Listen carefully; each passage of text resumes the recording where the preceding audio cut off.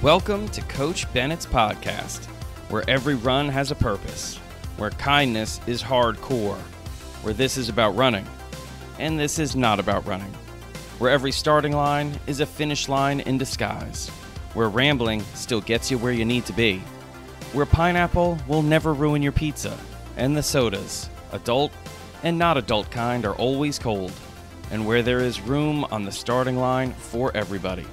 I'm Coach Bennett. Thank you for letting me be a part of your day. Let's get started.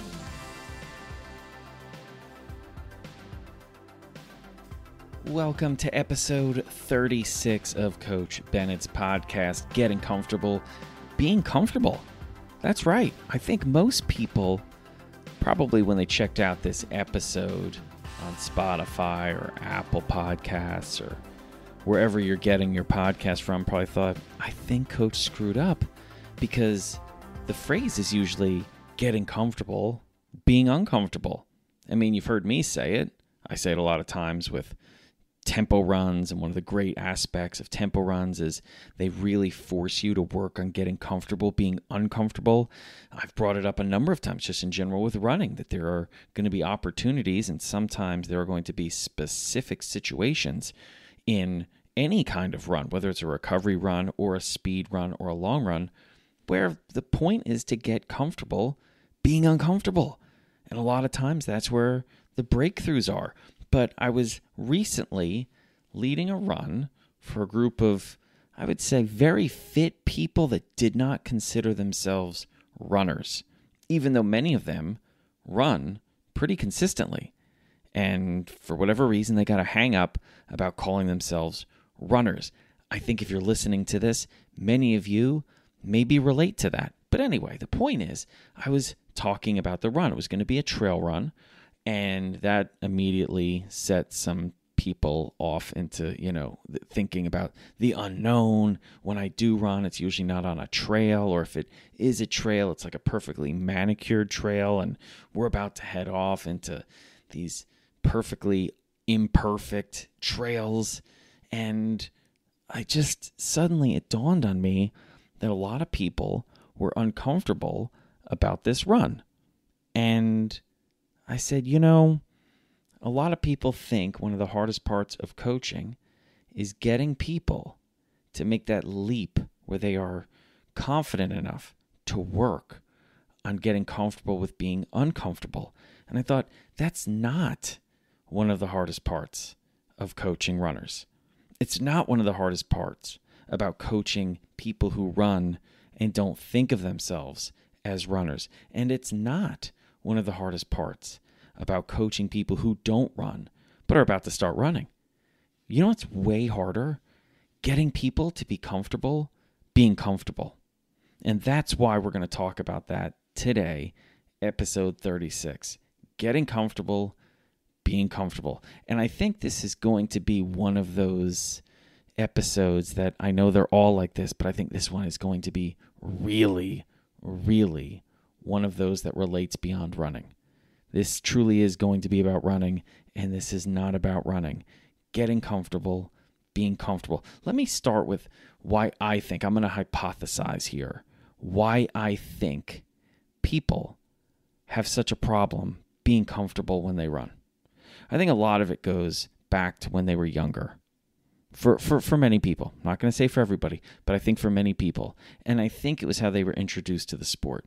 And I think the way that they were introduced to the sport, that first introduction, you know how you can only make a first impression once? Well, that first impression a lot of times can basically kill any potential for a future relationship. It just becomes very superficial. It's like, hello, I don't like you. We're not hanging out again. And I think that's a lot of people's first impression of running. So if you go back and you think, well, what was the first impression? Well, a lot of times it was people in PE class, phys ed class, or maybe it was doing another sport and running was a punishment, or running was a test at the first day of practice. Let's see how fit everyone is. So we're going to pick an arbitrary distance and we're going to have everyone race. So that first impression is running is really hard. Running is not about being comfortable. Running is about pushing and straining and being uncomfortable pretty much from the beginning. In fact, not even from the beginning of the run. running is uncomfortable even before the run. Because if you think about PE, if there's like, we're going to do like a presidential fitness test, or, based on your grade, we're going to do a mile run or a 400 meters, or we're going to do a 100. We're going to see who's the fastest in the class, which is, another way of saying we're going to see who's not the fastest in the class and who's potentially the slowest in the class. I mean, this is how kids are thinking. So if you look at that first day of practice where, it's the end of the summer, maybe you're getting ready to play soccer/football, and here you are enjoying your summer, and suddenly you realize we're about to start with a race. And how do you feel? You don't feel comfortable. Most kids would say they felt wildly uncomfortable, terrified, scared, fearful, insecure, unconfident. And now they have to go race. If you think about, you're in practice, and when did most kids get forced to run during basketball practice? After they screwed up, committed a turnover, messed up a play, go run. Same thing in pretty much every sport. You screw up, you get punished, you got to run. If you can wrap your head around how so many people's first impressions of running were negative and not about being comfortable, not about building confidence, not about building fitness, not about starting a run and ending it better. It's really, you're doing it as a penance. You're doing it to hopefully absolve yourself from some mistake you made, or get forgiveness for screwing up, or it's a test that a lot of people felt unprepared for. And when you're unprepared for something, that's when you really start to get nervous. That's when you start to get a little terrified. That's when you start to think, you know what, I'm going to be found out as a fraud, as not a runner. I mean, and really think about that. In these situations, whether it's the first day of practice and it's a time trial, or it's a punishment, think about what's going through someone's mind at the end of the run. A run that maybe they were not prepared for, or a run that maybe they believed they were not prepared for, or a run where, you know what, I hate to break it to everybody, but I think this audience should know there is a right way to run, a better way to run, and a wrong way to run, or a worse way to run. And if you don't know how to run, you're going to make mistakes. It's probably not going to work out. If you're doing a 2.5K time trial, which I'll tell you what, is a pretty common distance for football players, soccer players. I hear it a lot. It's also a distance that's very common for emergency and first responders. It's 2.5K. A lot of academies, 2.5K. Now, if you don't know how to run 2.5K, because there is a right way to run. I'll tell you what the wrong way is. Start by sprinting. But logically, people would think, I have to hit this time. The best thing to do is to just run as hard as I can from the start. That gives me the best opportunity. Why would I not run as hard as I can? That seems illogical. And if you run, 2.5K, you can't start sprinting. That's just, you can sprint for like 15 seconds. You know what I mean? Like that's about it. That's all you got. It's probably even less. Like if you're really thinking about it, like where you're at your absolute fastest, if you're trying to, even 100-meter runners, there is a progression to the 100 meters. But if you're out there and you're just from the get-go throwing down, it's going to be a terrible, terrible experience. Which is why probably so many athletes that don't run, or I should say athletes that run but don't consider themselves runners, equate running with feeling miserable or something they can't do. If no one taught you how to swing a baseball bat or shoot a basketball, it's not a fun sport. Neither one of those are very fun if you don't know what you're doing. They might be fun to watch, but if you get up to bat and no one's told you how to hold a baseball bat, no one's told you how to shoot a basketball, it's not fun, believe me. And people are going to stop showing up to practice if the coaches are not teaching the athletes how to shoot a basketball or swing a baseball bat. They're going to stop showing up. They're going to say, this is pointless. We're not getting any better. And I'll tell you what, if it would be interesting if you had a cross-country team and every time somebody screwed up in practice, you made them go do something they didn't know how to do as punishment. You know what I mean? Like, I want you to go over there and I want you to go over here and I want you to kick 4 field goals from 20 yards out, or I want you to throw 3 curveballs, or I want you to get the golf ball out of the sand trap, like with a perfect swing using a sand wedge. I mean, people would be like, golf sucks. Football sucks. Baseball sucks. It's terrible. But if you know what you're doing and there's a purpose to it, it's not miserable. My point is, this is my roundabout way of saying people's first impressions of running are often awful. And as a result, they develop these storylines in their head about their relationship with running. And it's all based on the fact that their first impression was really bad. Now, let me just absolve running here a little bit. It wasn't running's fault. Okay? Running didn't have a chance to introduce itself to you the right way if you're one of those people. Running wanted to get to know you. Running wanted to go and say, hey, you know what? Do you want to go get a drink, a coffee, a soda, a water? What do you like to drink when you're just relaxing? Oh, you like pink lemonade. Fantastic. Running would be like, I know a great place for pink lemonade. Let's go sit down and have a pink lemonade. Let's get to know each other. Let's just ease into it. No, nothing serious, just loose. Let's just get to know each other. And this doesn't have to be an exhaustive conversation.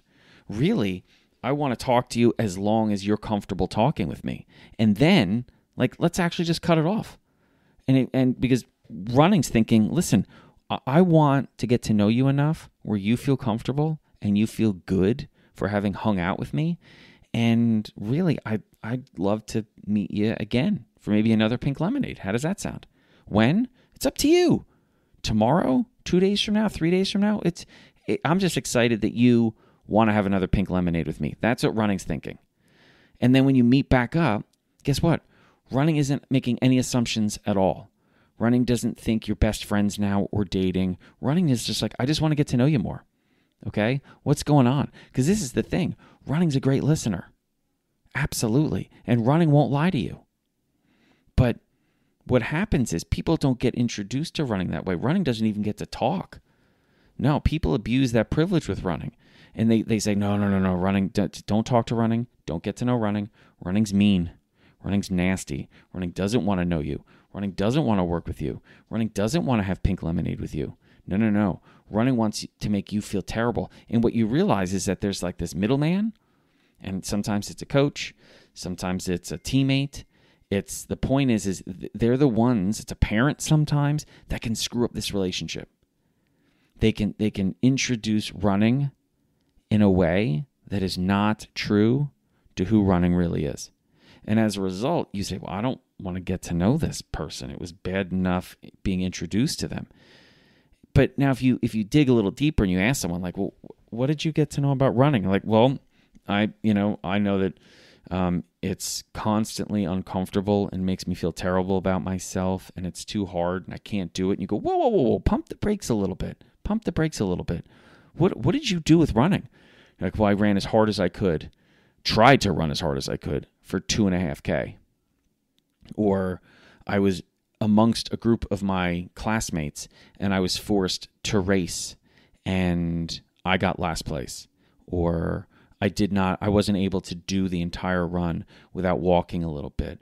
Or I cramped up and felt terrible. Or I got out really good and then I just blew up and I just kept going backwards and people just kept passing me. And I got a terrible grade. I didn't make the team. I got laughed at. And you're going, oh, whoa. Okay, this is not what running wanted. Running had nothing to do with that. That was somebody else.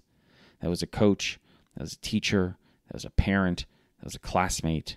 A bad teammate. That was not running. Running wants to go out for pink lemonade with you. And this is the thing.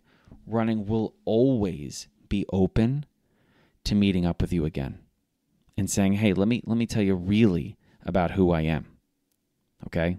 And now I know this is a long story, but my point is I wanted to set you up for what's the hardest part about coaching people. And it is not getting them to run hard. It's not about getting them to push.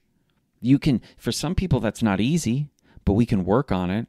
And believe me, it's way easier than convincing people to back off and run comfortably. It is so much easier for me to get someone to put themselves in an uncomfortable position running than it is to get them to run comfortably. Because I'll tell you what, they already know they can be uncomfortable running. They've done it. Especially people that have a bad relationship with running. They've already done it. In fact, they only know running as uncomfortable. It is so much harder to convince people, guess what? Running can be something you do, and running is something you should do, where most of the time spent running is physically comfortable. You're in control. You can talk, you can laugh, you can argue, you can sing. That is how most of your running should be.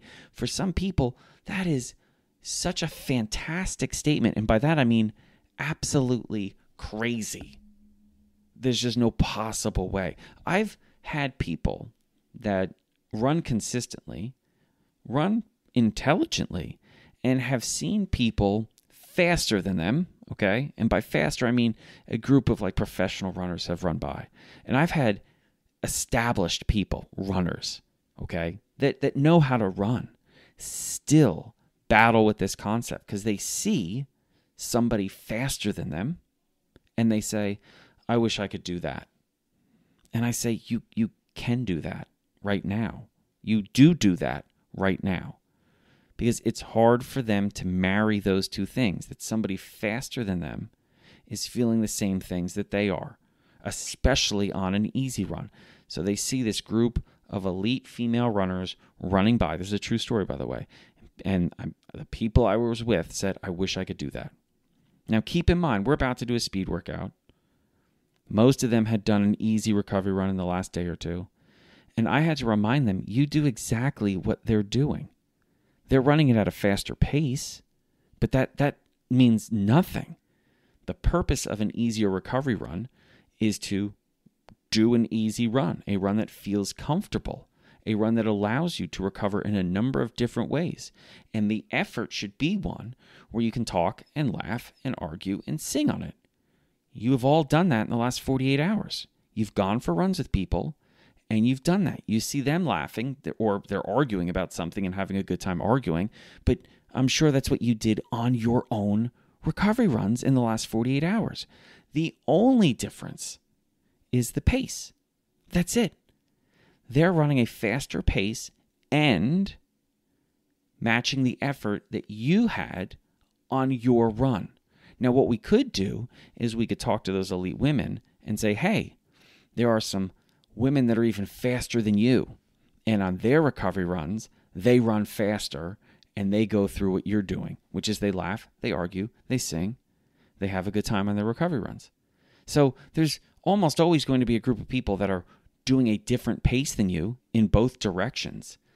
The real thing that matters is, are you doing the purpose of the run with the correct effort? Those things work together, the effort and the purpose, the effort and the purpose. So those easy recovery runs, they're supposed to be comfortable. Now, that's people who run and nail the recovery runs, but they still have this little voice in their head that says there's a difference between what you're doing and what they're doing that goes beyond the numbers. And no, beyond the numbers, no, there is no difference. So this was my 20-minute opening to getting to this point, which is why is it so hard for people to be comfortable being comfortable? And why is it easier to get people to be comfortable with being uncomfortable? Well, I'm going to break down a couple of what I think are like the top reasons why this is an issue for so many people. And it could be an issue for you. And I hope this kind of unlocks this aspect for you. And by unlocking it, I mean like just admit it, deal with it, and then set it free. Because if you can be more comfortable being comfortable, you're going to have better runs. Absolutely. And I'll tell you what, the runs where you're supposed to be comfortable, if you can be more comfortable on the runs you're supposed to be comfortable, that will make you a better runner for the runs that are uncomfortable. Because I'll tell you what, how great you run on the uncomfortable runs is directly correlated to how great your comfortable runs are. The foundation of your running. are the comfortable runs, the easy runs, the recovery runs. So if you can nail the easy and the recovery run, you're going to have a better chance of nailing the harder runs, the tempo runs, the speed runs, the hill runs, the intervals, the long runs. Okay? And if you can learn how to be comfortable while you're comfortable and comfortable when you're uncomfortable, I'll tell you what, you're going to be a way more efficient runner. You're going to be using way less energy mentally, mindfully on those runs. Way less energy physically on those runs, which allows you more energy to do the run, which is going to show up either in speed or endurance, preferably both. So if you can work on getting comfortable, being comfortable, guess what? You're going to get better. That's pretty cool. So here's a couple of things that I think stop people or lessen people's ability to be comfortable being comfortable. One is this idea that it's always supposed to be hard. It's always supposed to be difficult. And this goes to, some of the things that I'm sure you've heard me say that I just think are utterly moronic and are usually espoused by a bunch of charlatans. The idea of like no pain, no gain, go hard or go home. You're always supposed to be grinding like that. No, that's so stupid. No, you're not. You're not always supposed to be grinding. No pain, no gain. Absolute hogwash, stupidity. It's a marathon of bad ideas. And some of this goes back to coaching a couple decades ago. Not even. It still happens now. I think it happens to a lesser degree, but it still happens. But that idea of you're always supposed to be on that red line. If you're not working at 110%, you're not working hard enough. And it's like, that's just not true. Absolutely, fundamentally not true. But it's hard to let go of some of these ideas. So when people are thinking like, in order to get better, there has to be a struggle. In order to get better, it has to be hard. In order to get better, I have to be grinding. In order to get better, I have to be uncomfortable. Yes, to all of that, but not all the time. In fact, not most of the time. It's just not true. That's not how it works. Which is why when you see the best runners measured by time on a clock, most of the time when they're running, they're not doing any of those things. They're not grinding. They're not on a red line. They're not struggling. They're off getting in their runs. Those runs between the hard runs, the miles between the struggle miles, the miles and meters and minutes that make up the majority of their week. Because those comfortable runs are what allow them to recover mentally, mindfully, spiritually, emotionally, and physically from the really, really, really, really hard stuff.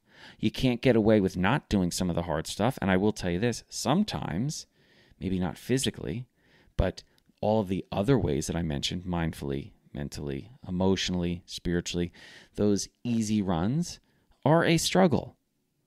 But physically, they shouldn't be. But having the confidence to back off and run easy on your easy runs is difficult for many people. And to do it consistently is really hard for just about everybody. There is a tendency to doubt. There is a tendency to lack confidence, to lack security in, is this training really enough? Am I doing enough? And what we usually don't do is look at areas like, well, I'm not sleeping enough. I'm not eating as well as I need to. I'm not fueling, all of that stuff. What we first look at is I need more miles, meters, minutes. I need to run harder. I need to run faster. I need to do more of the physically exhausting stuff. And what usually walks, or I should say runs, hand in hand with that lack of confidence towards your training, like I'm not doing enough, or it sometimes, oddly enough, creeps in when you're making big jumps and you start thinking this is getting too easy. Like I need to be doing more and I need to be doing it faster because I'm starting to be more comfortable, is a lack of patience. A lot of times we think we can speed up the gaining of fitness. It's similar to like when people get hurt, they think they can speed up healing and getting over sickness and injury. And you can't. Fitness is going to come with the amount of time that you can put into it. Fitness is going to come based on how much work you can put in, and fitness is going to come with, most importantly, that work that you do is dependent on your recovery. So if you're doing too much work, you're not going to be able to recover, period, which means you can't do more work. And fitness is going to be dictating your results. It's going to be dictating how fast you're able to run. It's going to be dictating the type of endurance you have in terms of how far you can go, how long you can carry certain paces, all of those things. So what happens is when people try to speed things up because of impatience, well, how do they solve for that? Well, they try to run harder and further than they should. And as a result, guess what? They run in a more uncomfortable way because they're running too fast, too far, for too long. That becomes really uncomfortable. So when you think, how do I get better at running? It's more uncomfortable, not more comfortable, which is not the truth. Because this is what happens. Here's a little sneaky thing, which is awesome, but it's actually even not sneaky, and it's definitely not a secret, but sometimes it feels like it is. As you increase your fitness, a couple things can occur. One, you can take on more minutes, meters, and miles, okay? And what that means is you're going to be spending even more time running easy. Those minutes, meters, and miles actually, oddly enough, should get a little bit easier the fitter you get. So you're not increasing the amount of hard stuff you're doing. You're actually increasing the amount of easy stuff you're doing.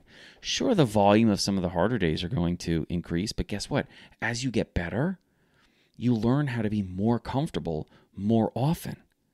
Like, you know how you say get comfortable being uncomfortable? Well, one of the keys to that is learning how to be comfortable while you're doing uncomfortable things. But it comes back to being comfortable. I'm going to give you an example. When you're doing a classic workout, I was a miler in college and post-collegiately, so a 1,500 meter runner. One of the classic workouts is 8x400, okay? So it's 8 intervals at 400 meters. And there's a lot of different ways you can play with actually that workout, especially with the recovery. So a lot of times it would be 8x400 at your mile or 1,500 date pace or goal pace. The difference is date pace is like, what could you do today?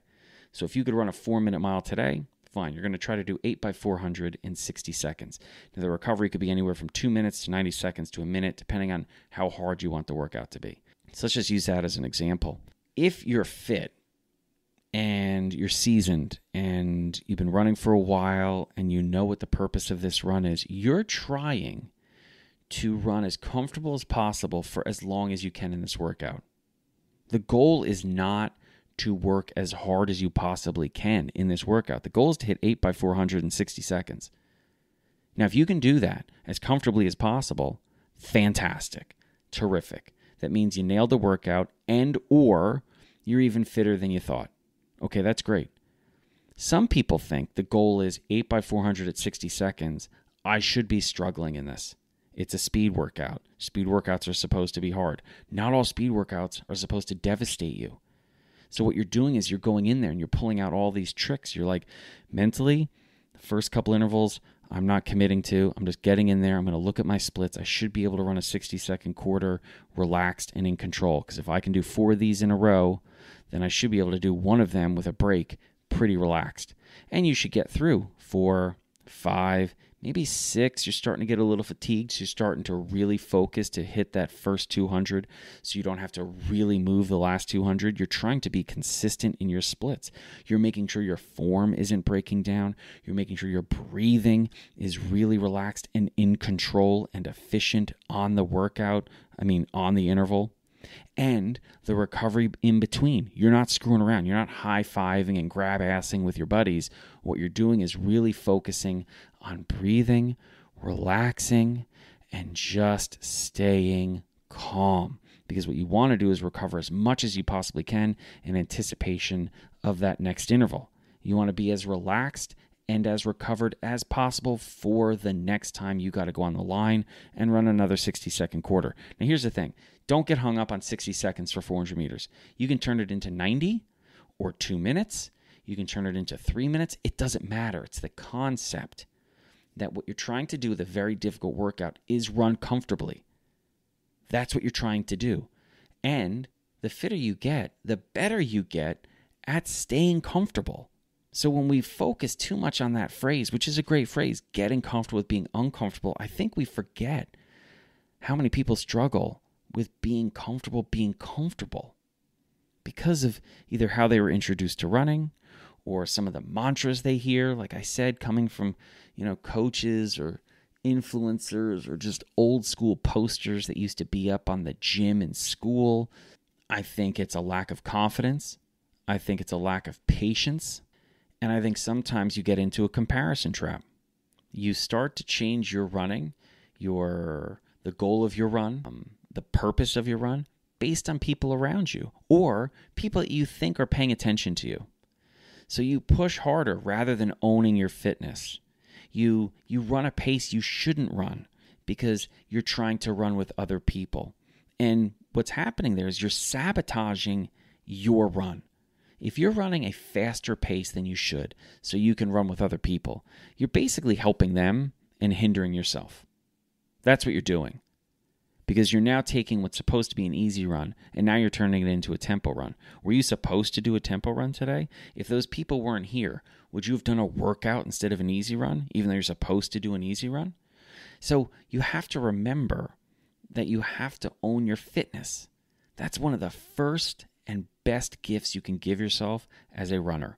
Own your fitness. Unapologetically own your fitness. Today's fitness, because it's today's fitness that today's runner is going to be basing their run off of.